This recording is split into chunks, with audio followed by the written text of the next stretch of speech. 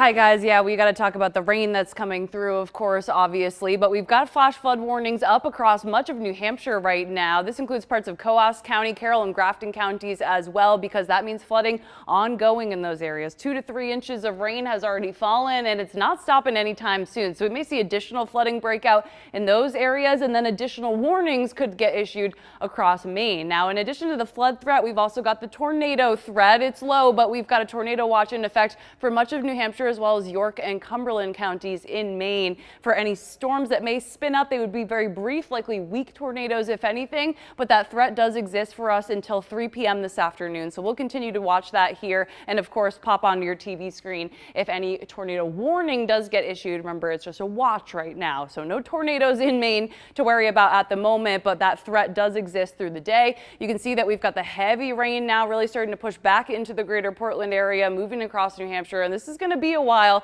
until this wraps up. The worst of it will be over this evening, but we'll still have the threat for downpours into tonight. You can see this red box here. That is the tornado watch area that again will continue till 3 p.m. this afternoon. Flood watch though will continue into tonight. So let's time it out a little bit here as we go through this afternoon. We are expecting the rain to continue for the next several hours, so be aware that flooding could still break out here going forward. Later on this afternoon and evening, notice we've still got a couple of downpours. It'll be much more on and off, but we could see any one of these cells leading to flash flooding later on today. Overnight tonight, more downpours, so we are really not in the clear until we get to daybreak tomorrow. But remember, even after the rain has ended, water levels on rivers and streams can continue to rise. It may be quite messy out there for your Monday morning commute tomorrow. Pack your patience, leave early if you can, because you may run into some road closures or detours. We're going to see temperatures holding steady in the 70s here as we go through the day today. Very warm and muggy, but with that rain falling out there, make sure that you are staying weather aware.